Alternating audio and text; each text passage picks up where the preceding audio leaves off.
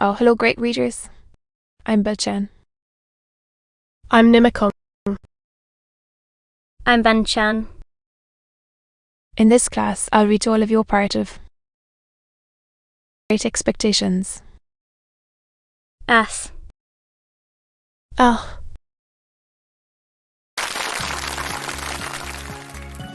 Great Expectations.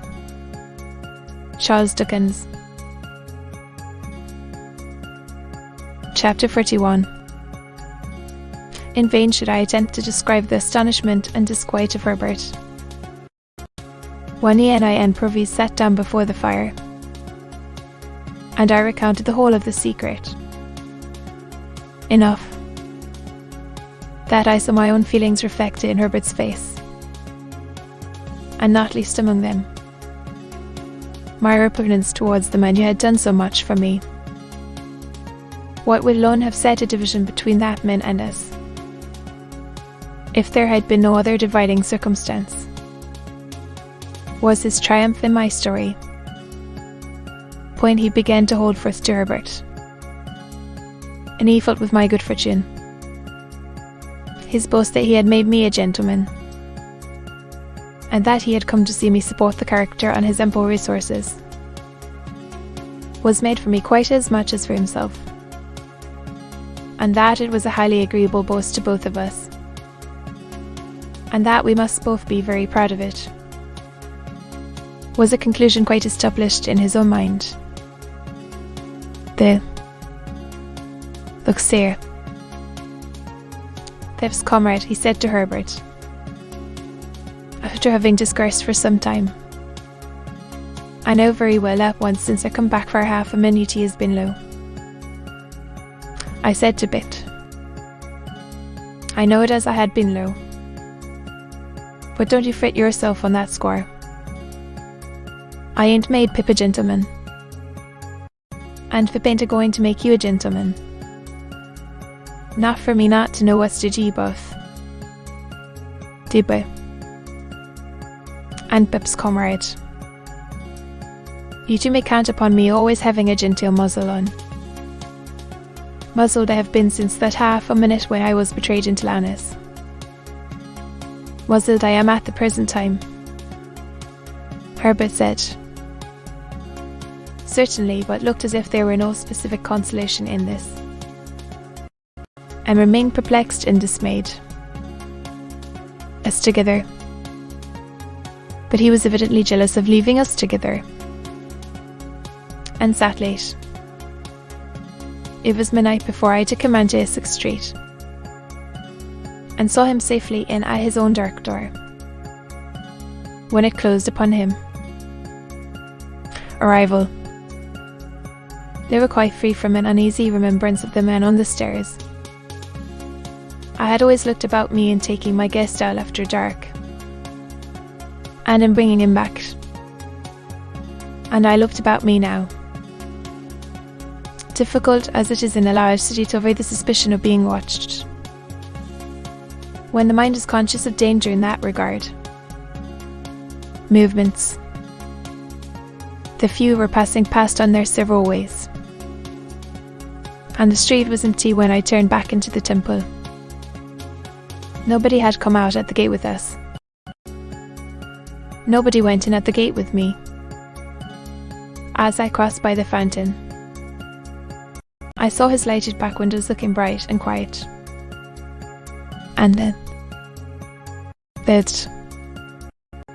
before going up the stairs, Gordon Court was as still and lifeless as the staircase was when I ascended it.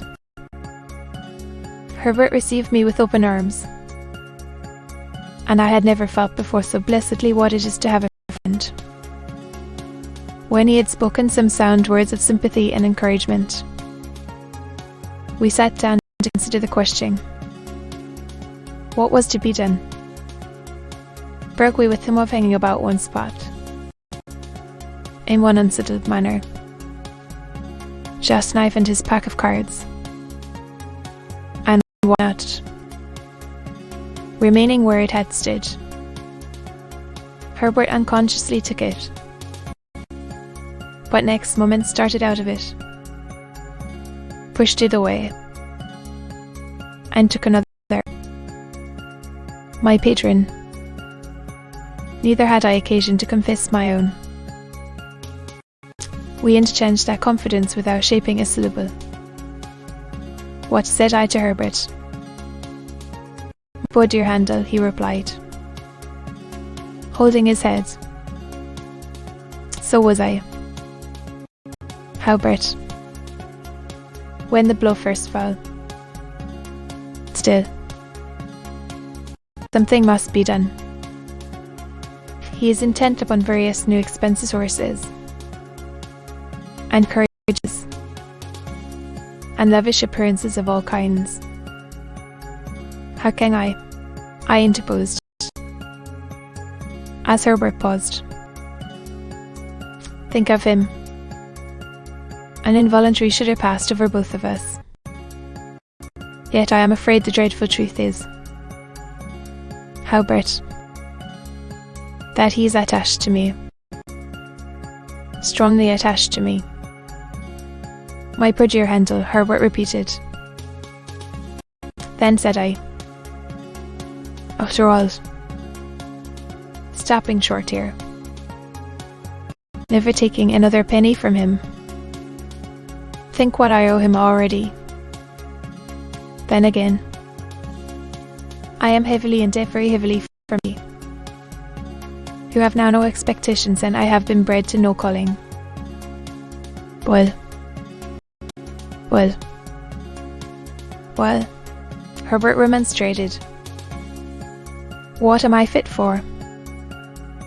I know only one thing that I am fit for, and that is to go for a soldier. And I might have gone. My dear Herbert. Of course I broke down there. And of course Herbert, beyond seizing a warm grip of my hand, pretended not to know it. Anyhow, my dear Handel, said he presently, soldiering won't do.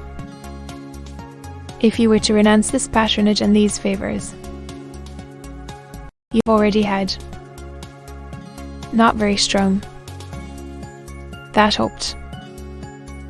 If you went soldiering, besides, it's absurd.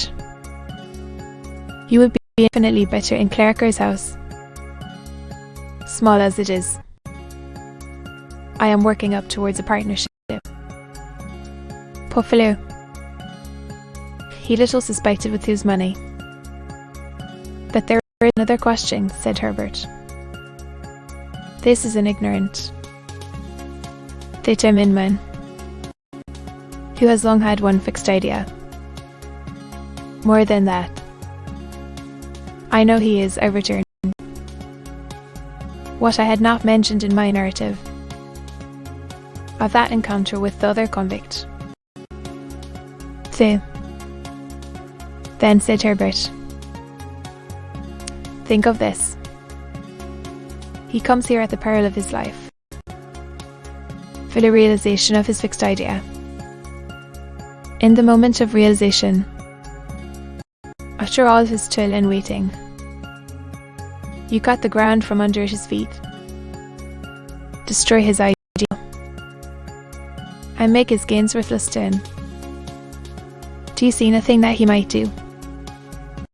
I have seen it, Halbert, and dreamed of it, ever since the fatal night of his arrival. Then you may rely upon it, said Herbert, that there would be great danger of his doing it. That is his purview as long as he remains in England. I was so struck by the horror of this idea, which had weighed upon me from the first, and the working out of which would make me regard myself, in some sort, as his murderer, that I could not rest in my chair, but began pacing to and fro. I said to Herbert, meanwhile, that even if Brovies were recognised and taken, in spite of himself. I should be wretched as the cause. However innocently. This. Even though I was so wretched in having him at large and near me. Of my life than I would ever have come to this. But there was no staving off the question. What was to be done? The first and the main thing to be done, said Herbert, is to get him out of England.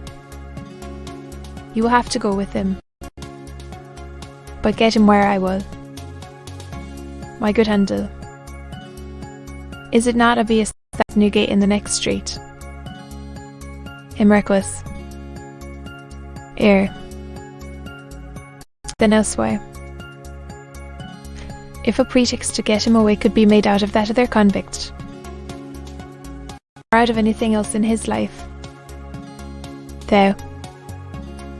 Again, said I, stopping before Herbert, with my open hands held out, as if they contained the desperation of the case. I know nothing of his life. Before me, so bound up with my fortunes and misfortunes, and yet so unknown to me. Herbert got up and linked his arm in mine, and we slowly walked to and fro together, studying the carpet. Handel, said Herbert, stopping. You feel convinced that you can take no further benefits from him. Fully. Surely you would. Too. Herbert. And you have. And are bound to have. That tenderness for the life he has risked on your account. That you must save him. If possible. From throwing it away. Yourself. That done. Extricate yourself. In heaven's name. And we'll see it out together. It was a comfort to shake hands upon it. And walk up and down again. With only that done. Anne. Herbert, said I, with reference to gaining some knowledge of his history. There is but one way that I know of. This. Ask him, said Herbert. When we sit at breakfast in the morning, for he had said, and taking leave of Herbert, that he would come to breakfast with us. With this project in front, we went to bed. I had the wildest dreams concerning him. I woke unrefreshed. I worked. To recover the feel which I had lost in the night, of his being found out as a return transport. Waken. I never lost that fear. He came round at the appointed time, took out his jar's knife, and sat down to his meal. He was full of plans for his gentleman's coming out strong. Left in my position. He considered the chambers and his own lodging as temporary residences, and advised me to look out at once for a fashionable crib near Hyde Park. Breakfast. And swiping his knife on his leg, I said to him, without a word of preface, "After you were gone last night, the marshes, when we came up. Remember," said he, "we want to know something about that man and about you. It is strange to know no more about either, and particularly you." And I was able to tell last night. "Well," he said, after consideration, "you are on your oath. You know." "Assuredly," replied Herbert. "As to anything I say, You know, he insisted. And look, sir. What Varidan is worked out and paid for, he insisted again. He took out his back pipe and was going to fill it with Negro head. And, looking at the tingle of tobacco in his hand, he seemed to think it might perplex the thread of his narrative. He put it back again, stuck his pipe in a buttonhole of his coat, spread a hand on each knee, and after turning an angry eye on the fire for a few silent moments, looked round at us and said what follows. To be continued.